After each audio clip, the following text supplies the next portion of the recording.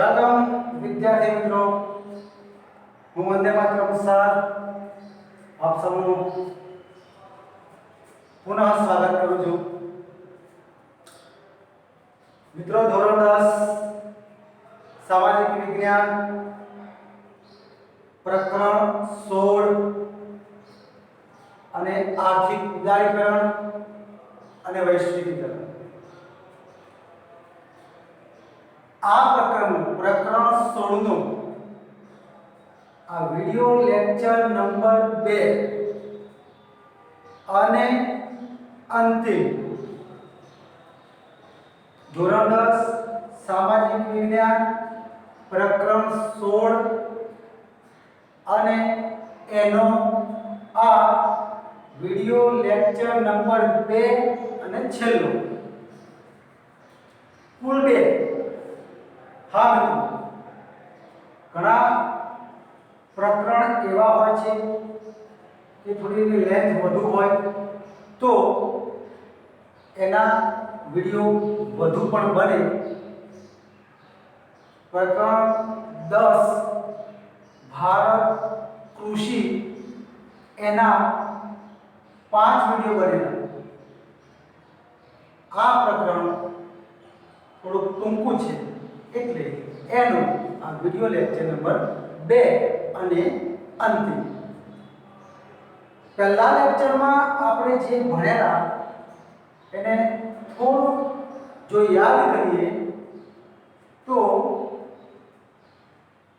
1991 માં ભારત સરકારે નવી આર્થિક નીતિ અપનાવી, ઔદ્યોગિક નીતિ નવી અપનાવી. એમાં ઉદારીકરણ, ખાનગીકરણ અને વૈશ્વિકીકરણ આ 3 મહત્વના મુદ્દાઓ સરકારશ્રીએ સ્વીકાર્યા અને એના વિશે આપણે એના લાભ, એના ગેરલાભ અને એની સમજ એ આપણે પહેલા લેક્ચરમાં મેળવી. હવે મેથને આગળ લઈ જઈએ. મિત્રો, વ્યાપાર એ ઘણા પ્રકારે થતો. આંતર શહેર પણ વ્યાપાર થાય, આંતર રાજ્ય પણ વ્યાપાર થાય અને આંતર રાષ્ટ્રીય એમ પણ વ્યાપાર થાય. દરેક વ્યાપારમાં ઘણા બધા પ્રશ્નો જોડાયેલા હોય જ. તો વિશ્વ કક્ષાએ આંતરરાષ્ટ્રીય જે વ્યાપારો થતા હોય એ વાતને કેન્દ્રમાં રાખીને 1 જાન્યુઆરી 1995 માં યુનો સંયુક્ત રાષ્ટ્ર સંઘના સભ્ય દેશો દ્વારા એક સંગઠન બનાવવામાં આવ્યું જેનું નામ છે વિશ્વ વ્યાપાર સંગઠન. જી હા, જેને આપણે ગુજરાતીમાં વર્લ્ડ ટ્રેડ ઓર્ગેનાઇઝેશન કહી શકીએ અને અંગ્રેજીમાં વિશ્વ व्यापार संगठन कहेवाय. जागता रहो, जागते रहो, मेरे भरोसे मत रहो. हाँ मित्रों, विश्व व्यापार संगठन अंग्रेजी में कहेवाय અને ગુજરાતીમાં કહેવાય વર્લ્ડ ટ્રેડ ઓર્ગેનાઇઝેશન. એની સ્થાપના કરવામાં આવી, એક સંસ્થા શરૂ કરવામાં આવી. ક્યારે? 1995 માં 1 જાન્યુઆરી, પહેલો મહિનો અને પહેલી તારીખ, વર્ષ હતું 1995. અને સંયુક્ત રાષ્ટ્ર સંઘના સભ્યો દ્વારા આ વિશ્વ વ્યાપાર સંગઠન નામની સંસ્થાની શરૂઆત કરવામાં આવી અને એનું હેડક્વાર્ટર, જેને એનું મુખ્ય મથક કહીએ, એ સ્વિટ્ઝરલેન્ડ નામના દેશમાં, સ્વિટ્ઝરલેન્ડ મસ્ત દેશ છે, કાલે હું સાયકલ લઈને ગયા, સ્વિટ્ઝરલેન્ડ નામના દેશમાં એક શહેર છે જીનીવા. એ જીનીવા શહેરમાં એનું હેડક્વાર્ટર્સ છે અને ત્યાંથી આ વિશ્વ વ્યાપાર સંગઠન નામની સંસ્થા એ વિશ્વ કક્ષાએ વિશ્વ વ્યાપાર સંગઠન એ કામ કરે છે. મિત્રો, ભારત શરૂઆતથી એનું સભ્ય છે. હવે પ્રશ્ન એ થાય કે આ વિશ્વ વ્યાપાર સંગઠનની સ્થાપના કરવામાં આવી તો કયા ધ્યેય માટે? કોઈ ધ્યેય તો હોય ને. તમે અહીંયા ભણો છો, કોરોનાના કારણે સ્કૂલો બંધ છે, પ્રત્યક્ષ ટ્યુશન ક્લાસીસ બંધ છે, તોય તમે ઓનલાઈન ભણો છો, તો એના માટે કોઈ ધ્યેય હોય કે ના હોય? અમે સારામાં સારા ગુણથી નપાસ થઈએ, અમારો પરિણામની અંદર સૌથી છેલ્લો નંબર હોય, એ આપણા બધા ધ્યેય હોય બેટા. એટલે થોડા જાગતા રહેજો. તો આ વિશ્વ વ્યાપાર સંગઠનની સ્થાપના કરવાના જે ધ્યેય છે, જુદા જુદા, એ ધ્યેય વિશે જો આપણે અભ્યાસ કરીએ તો દુનિયાના દેશો વચ્ચે પિક્ચર શરૂ, નાઉ સ્ટાર્ટ. ખાસ ધ્યાન આપજો, વિશ્વ વ્યાપાર સંગઠન શરૂ કરવાના ધ્યેય.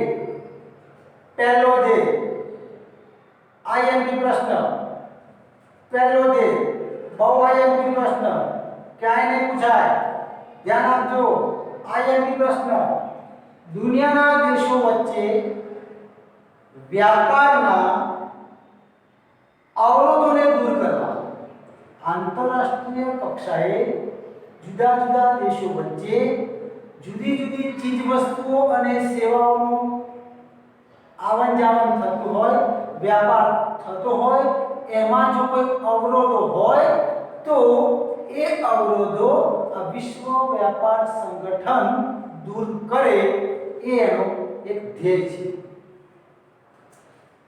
બીજા ધ્યેયમાં વિદેશ વ્યાપાર માટે દેશના ઉદ્યોગોને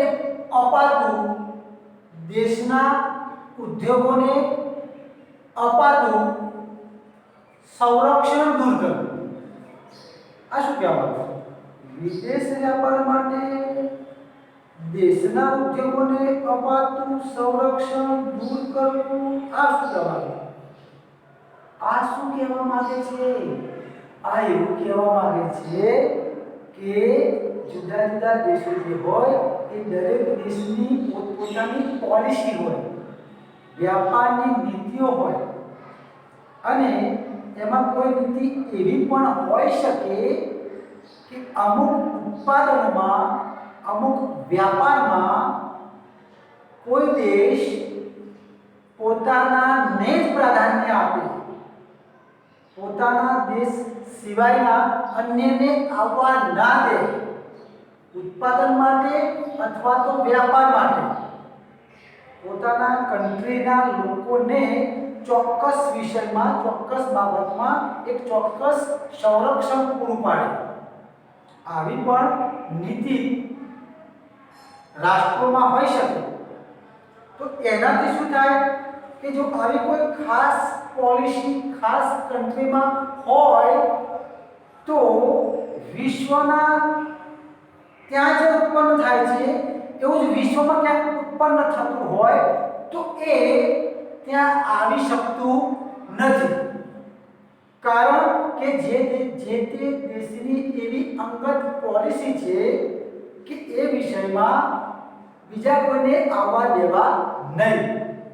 અને જો બીજા કોઈને આવવા દેવામાં ન આવે તો જે છે એના ઉપર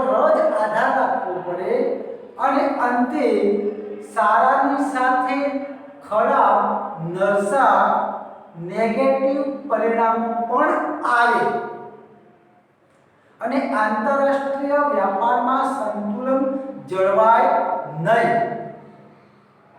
આવું ન થાય એટલા માટે જે દેશની આવી કોઈ પોલિસી હોય તો એને દૂર કરવાનો પ્રયત્ન આ વિશ્વ વ્યાપાર સંગઠન દ્વારા કરવામાં આવે છે. મિત્રો એથી આગળ વૈશ્વિક વ્યાપારની નીતિ, વૈશ્વિક અધ્યયની વાત કરી છે. વિશ્વ વ્યાપાર સંગઠન WTO વર્લ્ડ ટ્રેડ ઓર્ગેનાઇઝેશન એ બનાવવાના જે ધ્યેય છે એ ધ્યેય આગળ જોઈએ. વૈશ્વિક વ્યાપાર નીતિ અને આર્થિક નીતિઓ સમજો, બહુ ધ્યાન આપજો.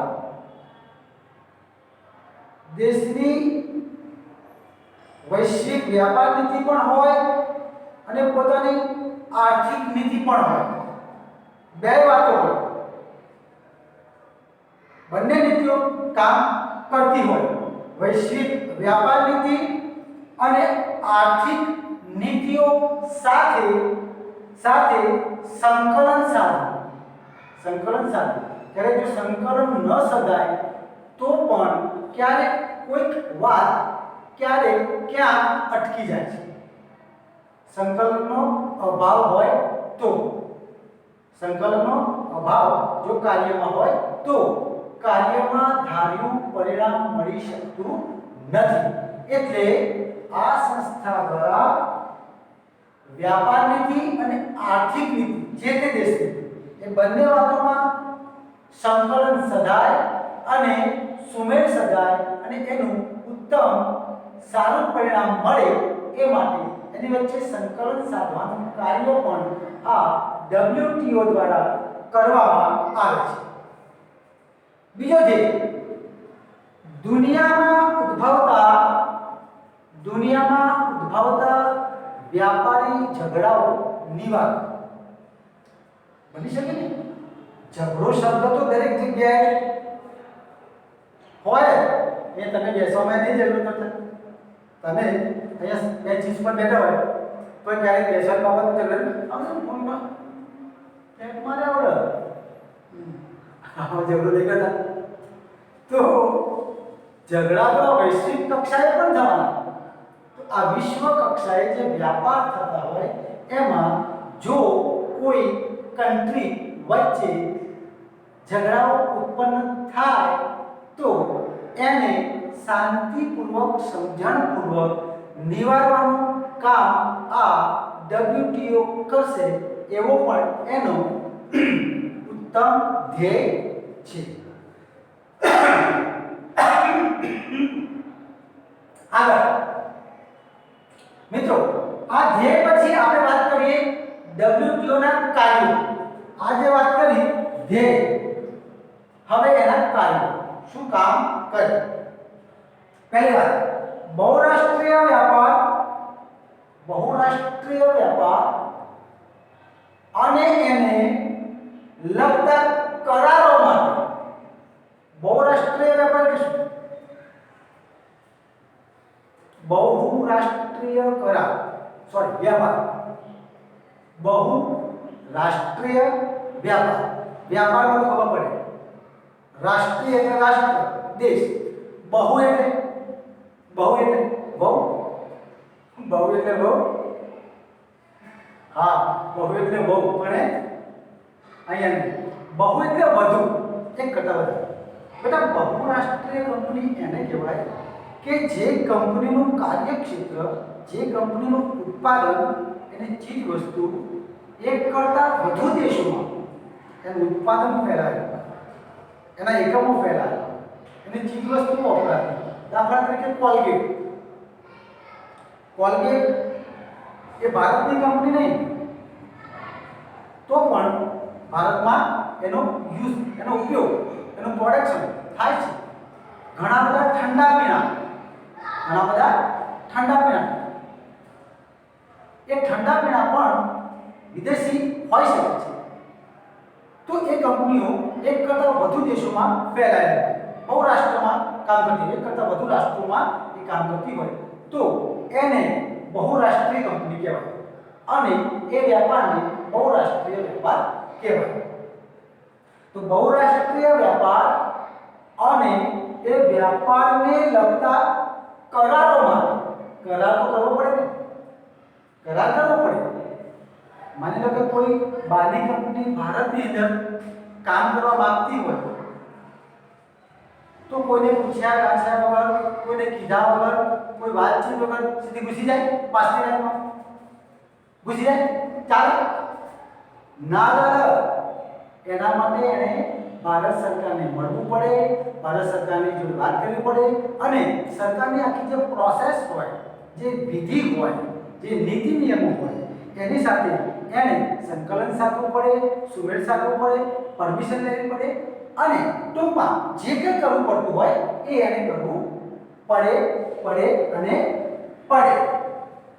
તો બહુરાષ્ટ્રીય વ્યાપાર અને કરાર કરવો પડે એવા બહુરાષ્ટ્રીય વ્યાપાર અને એને લગતા કરાર માટે જરૂરી માળખું ઊભું કરી એ કરારોનો અમલ કરાવવો. આનું કામ છે કોનું? WTO. બહુરાષ્ટ્રીય વ્યાપાર માટે, બહુરાષ્ટ્રીય વ્યાપાર માટે અને એ વ્યાપાર માટે જે કરાર કરવા પડે એ કરાર માટે WTO મધ્યસ્થી થઈ બંને દેશો વચ્ચે એ કરારો કરાવશે અને એ કરારો પ્રમાણે અમલ થાય એની પર પણ પોતાની નજર દેખરેખ રાખવાનું પણ કામ કરશે. બીજી વાત, બહુરાષ્ટ્રીય વ્યાપાર માટે થઈ ચર્ચા વિચારણા સમજો. બહુરાષ્ટ્રીય વ્યાપાર માટે થઈ ચર્ચા વિચારણા અને વાટાઘાટો માટે કોઈ બે કન્ટ્રી વચ્ચે જ્યારે આંતરરાષ્ટ્રીય વ્યાપારની બાબતમાં કોઈ કરાર કરવો હોય, કોઈ સમજૂતી કરવી હોય તો એ કરવા માટેનો કોઈ સ્ટેન્ડ જોઈએ, કોઈ મધ્યસ્થી જોઈએ, કોઈ ફોરમ જોઈએ. તો એ ફોરમનું કામ આ WTO કરે છે. જેને આપણે ફોરમ કહીએ છીએ એ ફોરમનું કામ આ WTO દ્વારા કરવામાં આવે છે. એટલે કે બહુરાષ્ટ્રીય વ્યાપાર માટે થઈ ચર્ચા અને વાટાઘાટો માટે એક ફોરમ, એક ચર્ચાનું સ્થાન તરીકે પણ આ WTO કામ કરે છે. WTO ના માધ્યમથી બંને કન્ટ્રી વચ્ચે જે કંઈ આંતરરાષ્ટ્રીય વ્યાપારની બાબતમાં કંઈ કરાર કરવા હોય, કંઈ સમજૂતી કરવી હોય તો એ આ WTO ના માધ્યમથી કરે છે. એટલે કે WTO એમના માટે ચર્ચાનું સ્થાન બને છે, જેને ફોરમ કહેવાય છે. મિત્રો, એક માર્ક્સમાં પૂછાઈ જાય, એક માર્ક્સના ક્વેશ્ચનમાં પૂછાઈ શકે ફોરમ એટલે શું? ફોરમ એટલે શ્વાસ ના, ફોરમ એટલે આંતરરાષ્ટ્રીય વ્યાપાર માટેની જે નીતિઓ બનાવવી હોય, કોઈ સમજૂતી કરવી હોય તો એના માટે મધ્યસ્થી તરીકે જે ચર્ચાનું એક સ્થળ બને એ આ ફોરમ, જે આ WTO ફોરમ તરીકેનું કામ કરે છે. આગળ એનો બીજું કામ, દુનિયામાં ભેદભાવ રહિત, પક્ષાપક્ષી સિવાય ભેદભાવ રહિત આંતરરાષ્ટ્રીય વ્યાપારને પ્રોત્સાહન આપે. કોણ? WTO. શું કરશે? આંતરરાષ્ટ્રીય વ્યાપારમાં કોઈ પણ જાતની પક્ષાપક્ષી કે કોઈ પણ જાતના ભેદભાવ સિવાય એ WTO કામ કરશે અને એ પ્રમાણે પ્રોત્સાહન આપવાનું પણ એનું એક કાર્ય છે. આગળ, જુદા જુદા દેશોની રાષ્ટ્રીય નીતિઓનું અવલોકન પણ કરે છે WTO શું કરશે?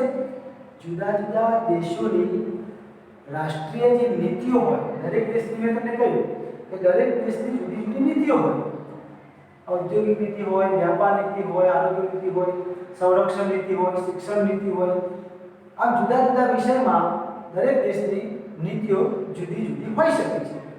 તો આ WTO એ આ દેશોની નીતિઓનું અવલોકન કરે છે, નિરીક્ષણ કરે છે અને જરૂરી સુધારા વધારા સૂચનો પણ કરે છે. એ પણ આ WTO નું એક કાર્ય છે. મિત્રો, આપણે અત્યાર સુધી જે વાત કરી એ વિશ્વ વ્યાપાર સંગઠનના ધ્યેય અને એના કાર્યોની વાત. વિશ્વ વ્યાપાર સંગઠનની શરૂઆત 1 જાન્યુઆરી 1995 એટલે કે 1995 માં એની સ્થાપના થઈ અને એનું હેડક્વાર્ટર જીનીવા શહેરમાં છે. જીનીવા શહેરમાં જે સ્વિટ્ઝરલેન્ડ નામના દેશમાં આવેલું છે. આમાંથી પણ એક માર્ક આવી શકે છે. એટલે હું રિપીટ એટલે કરું. આગળ વાત કરીએ એક નવા મુદ્દા ઉપર કે ભારતીય અર્થતંત્ર આપણા દેશના અર્થકારણ આ WTO ના સભ્ય થવાથી વર્લ્ડ ટ્રેડ ઓર્ગેનાઇઝેશનમાં જોડાવાથી શું ફરક પડ્યો, શું અસર થઈ ભારતના અર્થતંત્ર? તો મિત્રો, આંતરરાષ્ટ્રીય વ્યાપારમાં ભારતનો હિસ્સો પહેલા 0.5% એટલે કે અડધો ટકો હિસ્સો આંતરરાષ્ટ્રીય વ્યાપારમાં હતો. હજુ નજીકથી સમજવું હોય તો આખા વિશ્વમાં આંતરરાષ્ટ્રીય વ્યાપાર જો 100 રૂપિયાનો થાય તો એમાં ભારત 50 પૈસાનો બિઝનેસ કરે છે એવું સાબિત થાય. 0.5% પ્રમાણે. આ જૂની વાત હતી. WTO માં જોડાયા પછી ભારતનો આંતરરાષ્ટ્રીય વ્યાપારમાં ફાળો ડબલ થઈ ગયો. એટલે કે 0.5% માંથી 1% થઈ ગયો. એટલે કે 100 રૂપિયામાં 1 રૂપિયો થઈ ગયો. આ પહેલો આપણા અર્થતંત્રમાં થયેલો એક મોટો ફાયદો અથવા તો પરિવર્તન એને આપણે ગણી શકીએ. એમાં તૈયાર વસ્ત્રોની નિકાસ ખૂબ થઈ. તૈયાર વસ્ત્રોની નિકાસમાં ખૂબ વધારો થયો અને ખેત પેદાશોની નિકાસમાં પણ ધૂમ વધારો થયો. નિકાસ, તૈયાર વસ્ત્રો અને એગ્રીકલ્ચરમાંથી ઉત્પાદિત ખેત પેદાશોની નિકાસમાં પણ ખૂબ વધારો થયો. અને જો નિકાસ વધે, આયાત ઘટે, સમજો પરિવાર, જો નિકાસ વધે તો આયાતનું ભારણ ઘટે. નિકાસ વધે તો આયાત પરનું દબાણ ઘટે અને વિદેશી મૂલ્યામણ વધારે પ્રાપ્ત થાય અને એનાથી આપણા નાણાંનું આંતરરાષ્ટ્રીય મૂલ્ય વધે. આ એક લાંબા ગાળાનો ફાયદો ગણાય. પરંતુ આ બધું કરવું હોય તો એની સાથે સાથે આપણે દેશમાં આંતરમાળખાકીય સુવિધાઓમાં પણ ઝડપથી વધારો કરવો પડશે. રોડ, રસ્તા, લાઇટ, પાણી, વીજળી, સ્કૂલ, આરોગ્ય, વીમો, બેંક, આવી ઘણી બધી મનોરંજન, આવી ઘણી બધી સુવિધાઓનો વધારો દેશના ખૂણે સુધી પહોંચે એ પણ આપણે કરવું પડે તો વધારે ફાયદો થાય. અને બીજું દુનિયામાં જે વિકસિત દેશો કે જેની માથાદીઠ આવક $735 કરતા પણ વધુ છે એવા વિકસિત દેશો સાથે સહકારથી આપણે જેટલો સારો વ્યવહાર કરીશું, વર્તન કરીશું, આ બધી બાબતો ઉપર પણ વિશ્વ વ્યાપારની અંદર જે પ્રોફિટ મળવો જોઈએ એ બધી વાતોનો આધાર પેલી મેં કહી એ મૂળ વાત ઉપર પણ રહેલો છે. મિત્રો હવે એક નવી વાત કરીએ